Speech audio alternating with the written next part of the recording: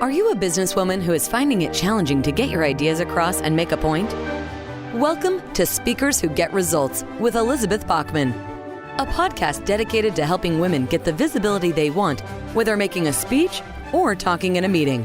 Every week, get valuable lessons from Elizabeth or learn from her roundtable conversations with experts and speakers on how to make a difference, not just a point. On to the show with your host, Elizabeth Bachman. Hello, and welcome to Speakers Who Get Results. I'm Elizabeth Bachman, your host, and this is the podcast where we talk about presentation skills, teamwork, leadership, and communication strategies. Before I go to our very interesting guest today, I'd like to invite you to see where your speaking skills are helping you and where not, by taking our free 4-minute assessment at speakforresultsquiz.com. That's www.speakforresultsquiz.com. And that's where you can see where your speaking skills are strong and where perhaps a little bit of support could get you the results you need and the recognition that you deserve. My guest today is the wonderful Fabienne Raphael. She's based in Montreal, so bilingual, and she's a speaking business coach, an international speaker, and recognized as a top conference speaking voice and top relationship building voice on LinkedIn. She's been featured in Forbes, Inc., ABC, Thrive Global, many other platforms, and recognized by Influence Digest as one of the top 15 coaches in Montreal in 2023. She was also awarded Dame of the Year in 2023 on the Dames platform. Fabienne uses her experience as a professional athlete to guide former pro athletes and current business leaders to unleash their winning voice and evolve into life-changing, inspirational speakers. She was a distinguished member of Team Canada at the Pan Am Games and more, first as a handball player and subsequently as an athlete's mentor. She's navigated the exhilarating highs and challenging lows and emerging not just unbroken, but anti-fragile. She consistently fortifies herself with each hurdle she overcomes, be it in life, personal endeavors, or business. And Fabienne is also a devoted boys' mom, an almond cake enthusiast, and an avid traveler. We had a delightful conversation. I know you'll do it. On to the interview with Fabienne Raphael. Fabienne Raphael, welcome to Speakers Who Get Results. Thank you. Thank you for inviting me.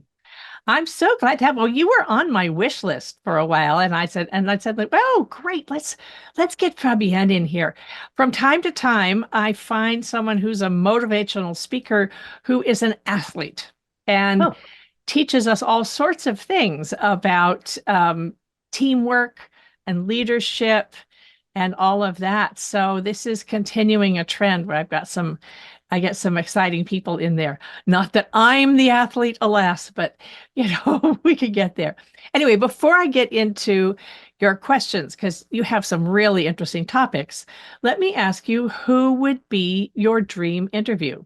If you could interview someone who's no longer in the public eye, who would it be? What would you ask them? And who should be listening? Okay. The person I thought about was my elementary school music teacher. So, yes. Why her specifically? It's because I feel like if I think about, she taught me for the 6 years of my elementary school. And if I think about the relationship I developed with her, it's someone who helped me build confidence, but also like develop my artistic and musical side. She had this, and I say she had, but I don't know, maybe she's still alive, she had this ability of taking classical music and adapting it for children. So we had an orchestra in our school, and you could apply to play the xylo, the violin, the piano, and she did those adaptation of very classical from Mozart, from Smetana, from Verdi, very accessible for us, and just make us experience the being in an orchestra as a kid. It's one of my highlights. So I had to mention her. I love that. Yeah, you're making me smile so hard my cheeks hurt because I like this. So, anyone who's grateful to their grade school music teacher, hallelujah for considering someone like me who was 30 years in the arts. Tell me, what would you ask her? Her, I'm assuming it's a her, right? Yes, yes. What I would ask her is what inspired her to actually have that idea? Because each time I speak about that, it's kind of like a unique story, right? I know there are plenty of music teachers in school, but when I share that experience, it's rare that I'm like, yeah, my music teacher used to do that too, right? So she had to think a little bit outside of the box. So I would ask her, like, what inspired her to actually decide to build some type of project like that?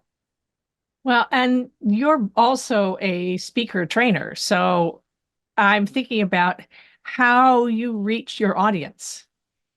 And her audience at that point would be wiggly 7-year-olds to maybe 13-year-olds who have don't like grown-ups at all. So somewhere in between, she would have had to adapt it to that audience.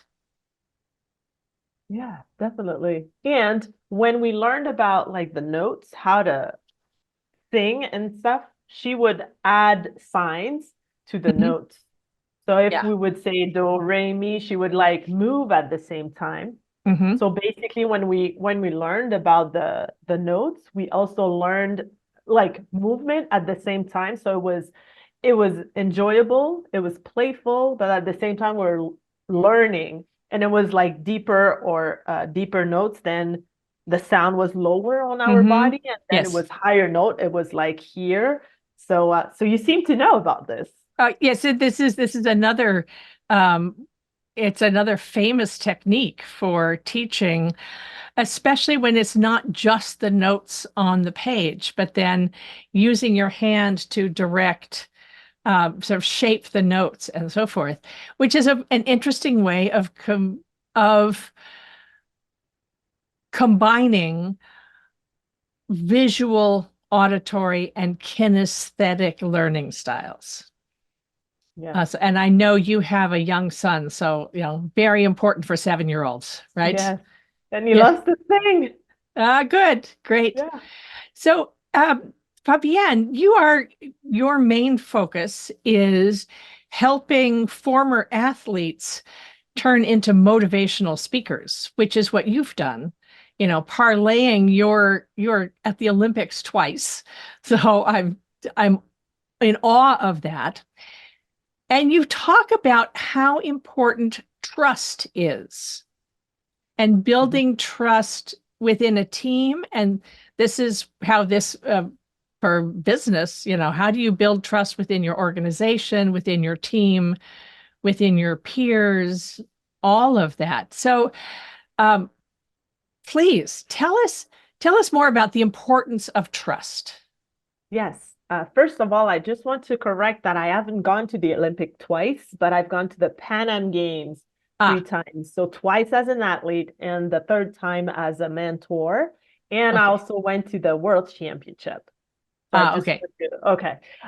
So trust within the team. I feel like when you're part of a team, especially in a team sport, it's kind of like life throwing everything at you that you have to experience to build your teamwork skills. Because in a team, first of all people are not necessarily like friends. We don't have the same attitude, personality, or we don't have the same skills because, again, like each person have their strength, and this is what's very crucial to the success of the team. It's So I just feel what you like find, just what you find in business. exactly. So I think that trust is actually built when you are able to recognize that each people on that team have their specific role, and that each and every single person, if they understand their role clearly and they perform at the best of their ability, everyone wins. Mm-hmm. Because let's say if we have a big game to play, and if one of our players is off, the whole team might lose the game. Mm-hmm.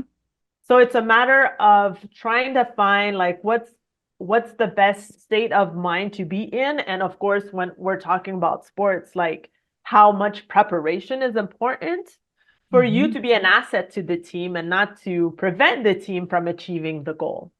Mm-hmm. So if I think about my experience at one of the Pan Am games, so the first Pan Ams we were at, we made it to the finals, and this was our Olympic qualifier.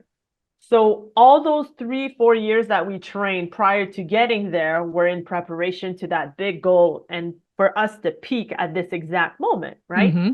And if I think about it, if I think about all my teammates on the field, I can't tell anyone who didn't give their all. Mm-hmm. Even though we didn't end up qualifying, we lost by 4 goals and we had to win the gold to be able to go to Sydney. But when I think about it, I know everyone gave their all. So I'm not cringy about anyone because I knew everyone took that seriously. And that's how much trust I had on my team. So I feel like in the workplace, in business situations, if it's clear what everyone has to do, and if we know what the common goal is, so everyone gets a winning situation, then you have more chances of creating a win at the end compared to if someone is sloppy or someone doesn't follow up on what they say or someone says they're good at something but they're not, then everyone loses. So, how can we as leaders this trust if you can't how do you deal with the ones who aren't doing their job, the people who are not as good, the people that you as a leader don't trust? I think it all starts with communication and conversation. It's Mm-hmm. happened in a team before that a younger player, I remember at one experience, a younger player had problems respecting the curfews and stuff Mm-hmm. like that. And I remember having a very uncomfortable conversation with her about what the principles are, especially on a national team, and Mm-hmm. how what was expected from her in order not to prevent the team from achieving the goals. So I think that the solution would be the uncomfortable conversation. And I know that a lot of people dread it, Mm-hmm. but sometimes this is where we have to go. It has to be painful at first in order to try to find a common ground and solution to what's not working well. Yeah, there's a great clip of an interview. I can't remember who it is right now, who says the sevens will kill your organization. So if you've got the people on your team who everyone else is a 9 and a 10, and there's someone that you really like, but they're really only a 7, but you keep them because you like them.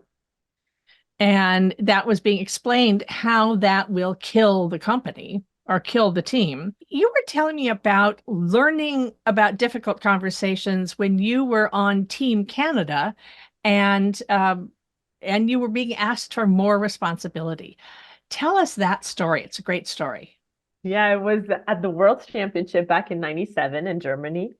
And in that competition, my coach told me that he was going to give me a little bit more responsibilities and playing time. So I was really excited. But when it happened, it's as if I felt that he was more on my back, talking Mm-hmm. to me more and correcting me more and giving me like extra feedback more than usual. And I Mm-hmm. started taking it personally and started having these ideas in my head that maybe he was not appreciative, I didn't deserve to be on the team anymore, or he was not satisfied with my performance.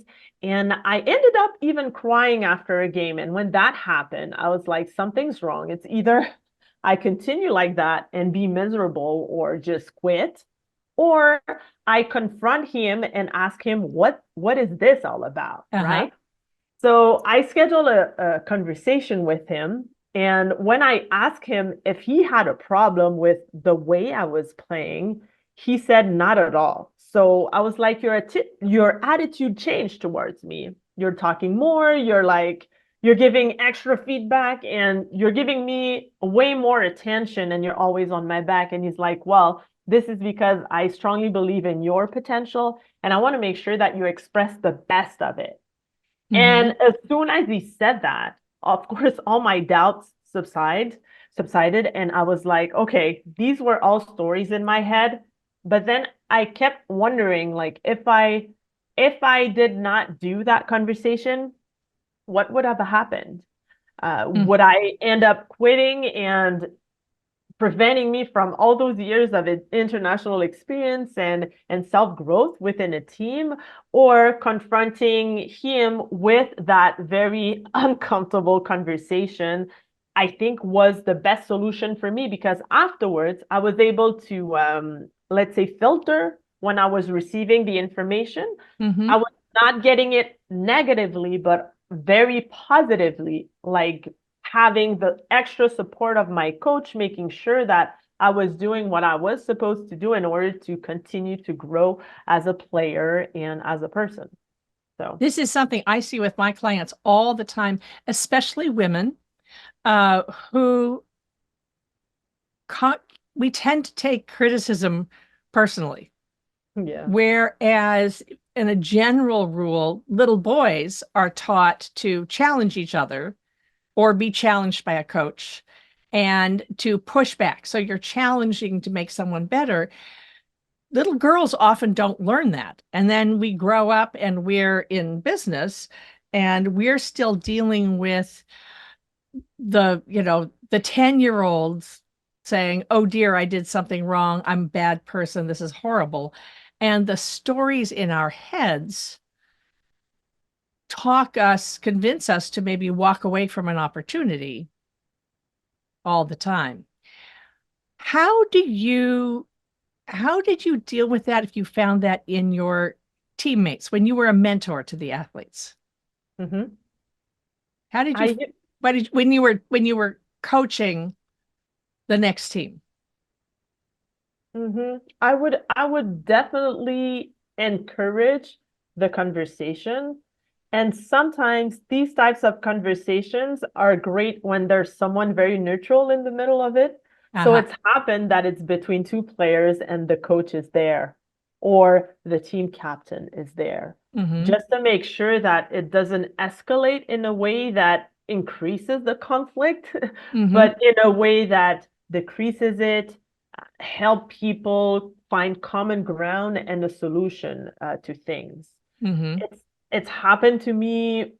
It's happened to me in the past where my coach had to be in between like two teammates, me and another person, explaining we're part of the same team and that we can't, yet there's competition. And I think in a work setting also, sometimes people might feel threatened by their colleague because, let's say, if the business situation is not very good and they know there are changes coming up in the company, they just want to compete with the other person.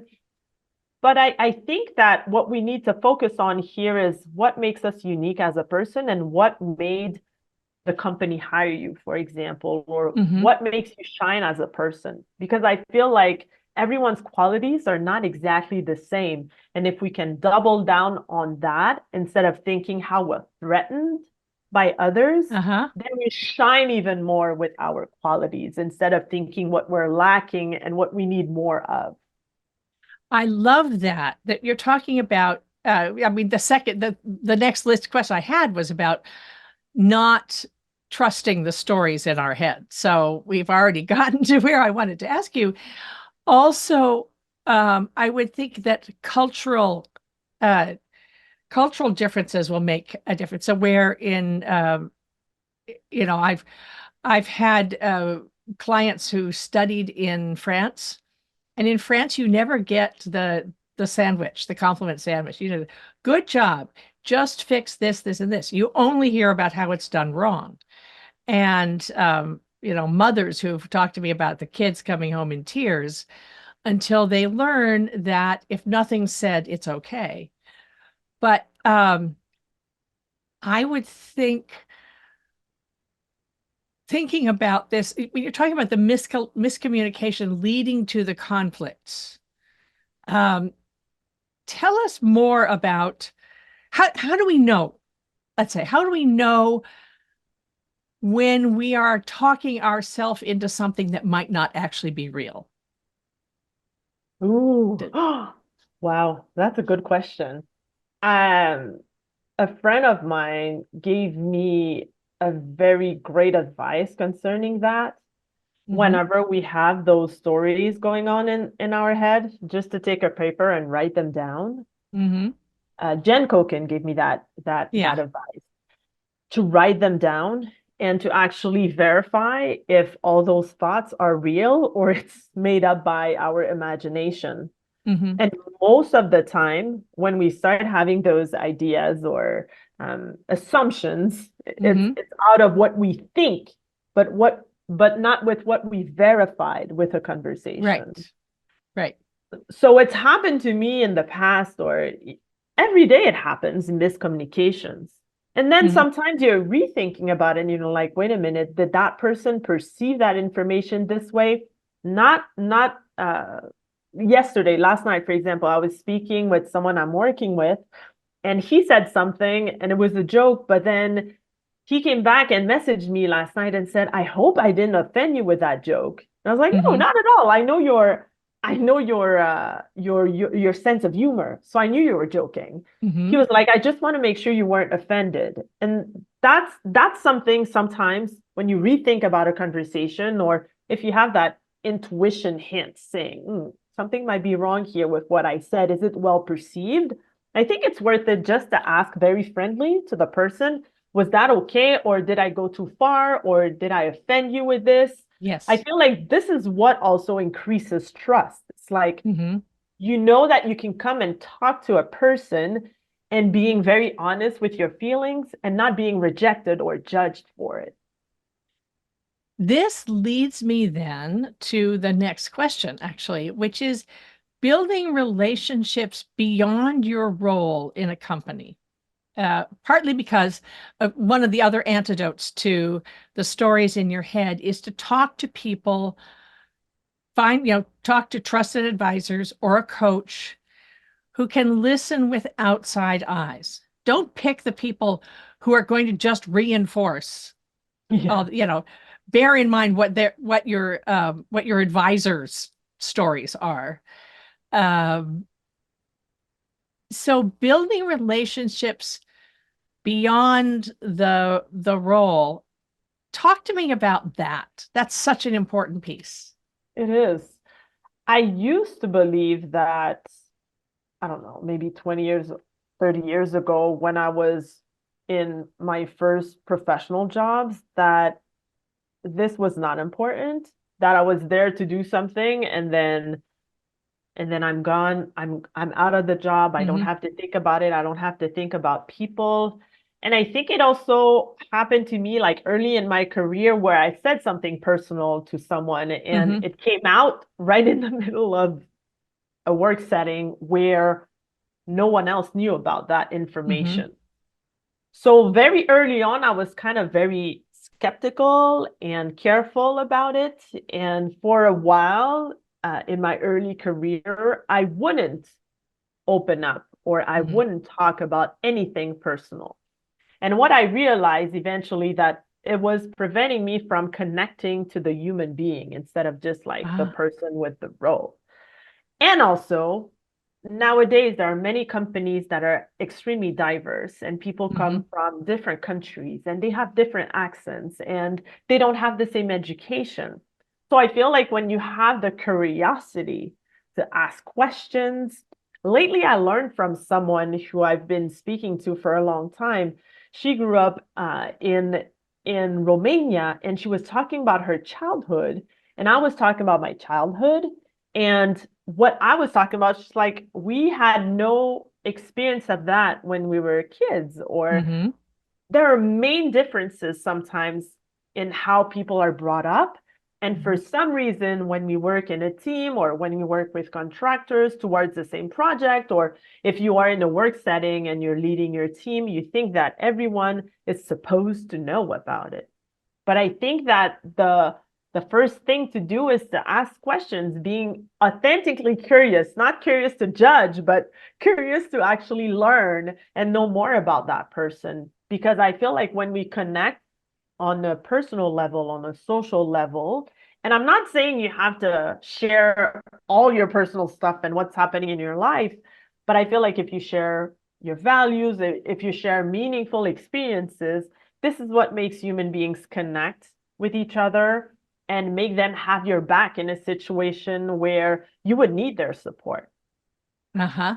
Okay. That's also, again, so many different relationships. And you were talking about different education, but I mean actually different cultural education is where I would say, Yes. what are the cultural assumptions? I'm always thinking awareness is everything. What are the cultural assumptions? How can you learn how other people are thinking? Or, what so often a discriminatory remark is comes from ignorance. Mm-hmm. Someone will just quote a phrase they've heard, which is painful to others, but they don't understand because it doesn't. And I often talk about the bias we don't see because it doesn't touch us.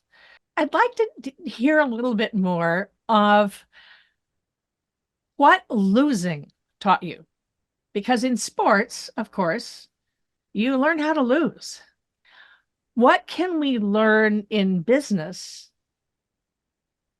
from the experience of losing on a team at a game? Yeah, that's actually huge.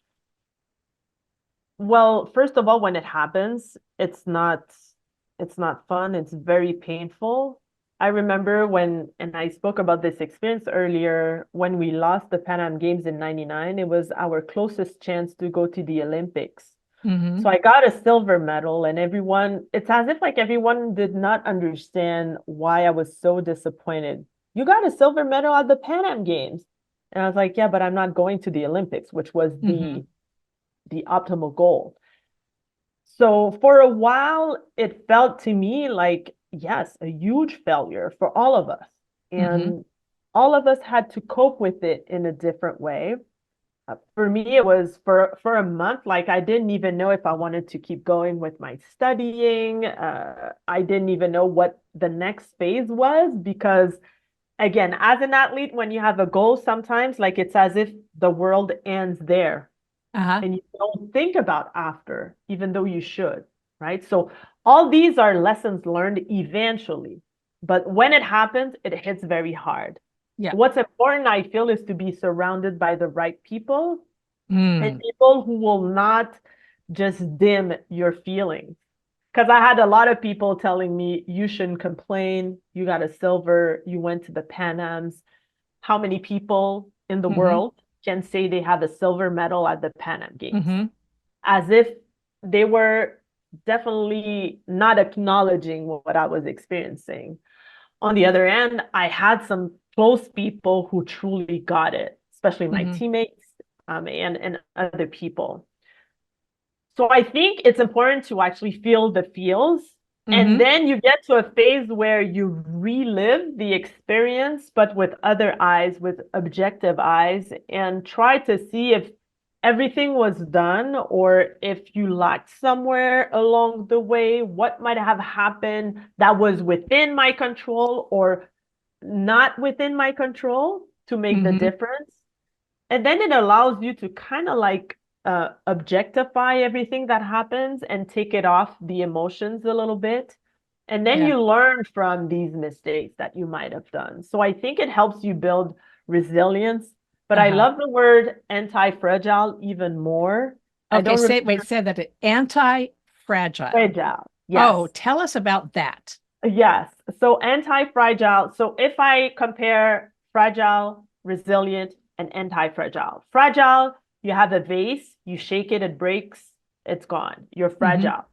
Resilience, you have a base, you shake it, it doesn't break. You're resilient. You're anti-fragile, you have a vase, you shake it. The more you shake it, the stronger the vase becomes. So you're resilient, but like plus. So the vase that, like, say, the vase of flowers, that would be yeah.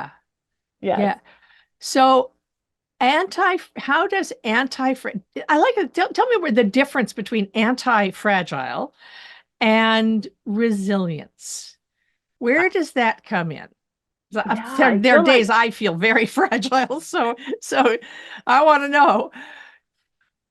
I got this I don't remember who the author is, but it's an audio that I listened to, and it really struck me. So the difference is that let's say anti-fragile, it's as if you get into it, you're open to any type of challenge without any. It's not that you don't have doubt, because we always have doubt, but you know you're going to get out of it. Resilience, I feel, is just like a little level less, because I'm not saying anti-fragile is looking for the next challenge, but it's at that extra confidence that because of your life experience, you know that prior to that, you've overcome so many things. So one more doesn't prevent you to believe that you have fully the capability to overcome it again and again and again, each type of challenge that comes your way. That's what I feel the difference is. I love that. Okay. Well, I think that's a great way to end on.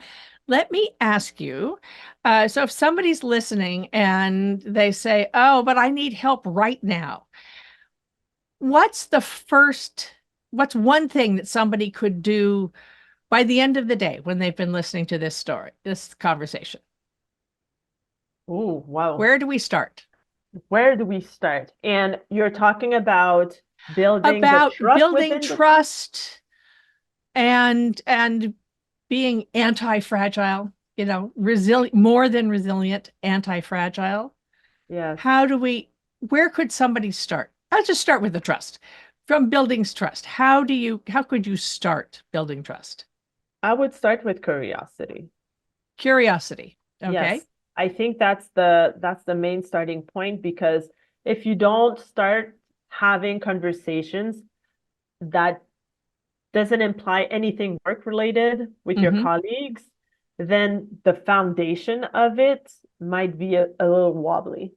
I think it's important to connect on the human side first, or else you'll end up always being frustrated and not understanding. While sometimes it's just requires one little conversation, and then it helps you understand where that person is coming from and why, let's say, some event happened the way it did. I love that. Well, Fabienne Raphael, thank you so much for being a guest on Speakers Who Get Results. This has been Speakers Who Get Results. I'm Elizabeth Bachman, your host. If you enjoyed this conversation, please tell your friends, subscribe on whatever app you're on. Please leave us a good review on Apple Podcasts, because that's the one that matters. That's the one that gives us ranking. And tell your friends. This is Elizabeth Bachman. I'll see you on the next one. We have just concluded another great episode of Speakers Who Get Results with your host, Elizabeth Bachman. If you got value from today's episode, please feel free to share us with your friends and colleagues. You may also visit elizabethbachman.com for additional resources. Be sure to tune in every week for new episodes, and thanks for tuning in.